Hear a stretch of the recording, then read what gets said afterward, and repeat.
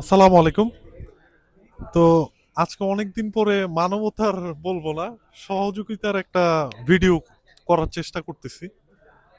তো মূল পর্বে আসি, মূল বক্তব্যে আসি।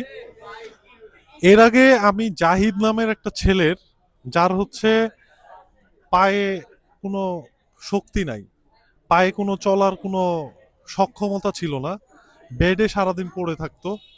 তো এইভাবে করে টানা প্রায় 4 থেকে 4.5 বছর বেডেই ছিল। পরবর্তীতে আমি একটা ভিডিও করছিলাম, ভিডিও দেখে আমার একজন ক্লায়েন্ট, যিনি আমেরিকা থাকেন, তানবীর ভাইয়া আপনাকে অসংখ্য অসংখ্য ধন্যবাদ। আপনি যদি ভিডিওটা দেখে থাকেন তাহলে বলবো একটু কাইন্ডলি আবার একটু দেখবেন। তো আমার পিছনে যে গাড়িটা দেখতে পাচ্ছেন, এবং ভিতরেই কিন্তু জাহিদ বসা। তো জাহিদ এই গাড়িটা মোটামুটি এখন চালায়, কিন্তু তখন জাহিদের বাবা আমাকে যা বলছিল, যেহেতু ও পায়ে ওর শক্তি নাই, সক্ষমতা নাই, ও পা দিয়ে ব্রেকটা চাপতে পারে না। প্রথমে ভাবছিলাম একটা অটো রিক্সা দিয়ে দেবো, তো অটো রিক্সা সে চালাইতে পারবে না। পরে চিন্তা করলাম অটো রিক্সা না দিয়ে এরকম একটা গাড়ি বানায় দেওয়ার জন্য। তো সেক্ষেত্রে গাড়িতে ওই ব্রেক ব্রেক সিস্টেম ছিল। তো ব্রেক ব্রেক সেক্ষেত্রে করা হয়েছিল কি, পায়ের ব্রেক হাতে নিয়ে আসা হয়েছিল। এই যে হাতে একটু দেখাও, এই যে হাতে। তো এটা দিয়ে ও হচ্ছে মূলত ব্রেক করে। তো সমস্যাটা হলো এখন ও প্রায় 4 বার দুর্ঘটনার সম্মুখীন হয়েছে। চার 4 বার দুর্ঘটনার মধ্যে পড়ছে। একবার ট্রাকের ভিতরে ঢুকে গেছে, আরেকবার প্যাসেঞ্জার সহ আরেকটা রিক্সার সাথে ধাক্কা মারছে। এরকম আরো 2-4টা অ্যাক্সিডেন্ট করছে।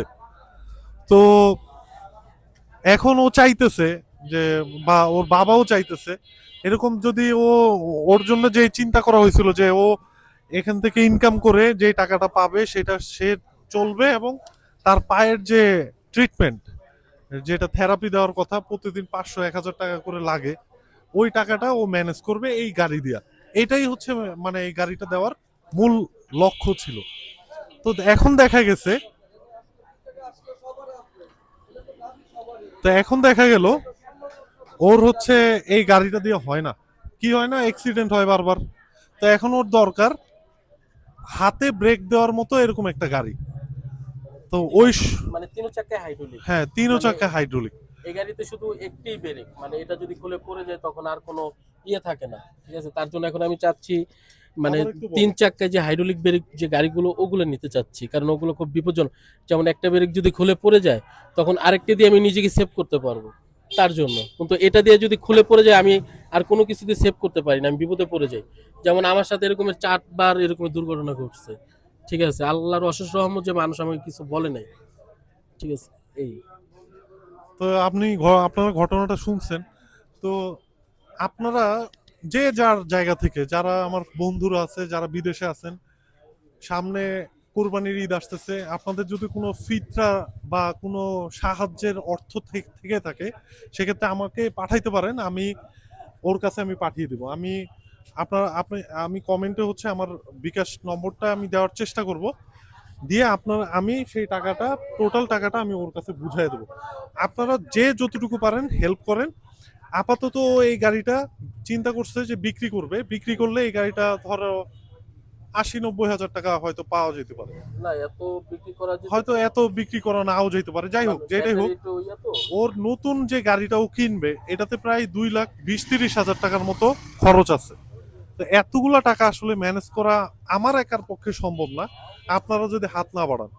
তো এই আর কি, আশা করি আপনারা ভিডিওটা শেয়ার করবেন এবং সাহায্যের হাতটুকু বাড়িয়ে দিবেন, এতটুকুই। ধন্যবাদ। অনেকদিন পর আসলে এই ধরনের ভিডিও করলাম। এই ধরনের ভিডিও করা আসলে ছেড়ে দিছে, আমি জানি না আমি কেন ছাড়ছিলাম। হ্যাঁ, আমার কাছে হয়তো পর্যাপ্ত পরিমাণ অর্থ আসছিল না, অর্থ সাহায্য না থাকলে আমি কিভাবে এই কাজগুলো করব। তা যার কারণে আসলে এই কাজগুলো আমি বন্ধ করে দিছিলাম আর কি। তো আমাদের এই ভিডিওটা শেয়ার করবেন। ধন্যবাদ সবাইকে। আসসালামু আলাইকুম।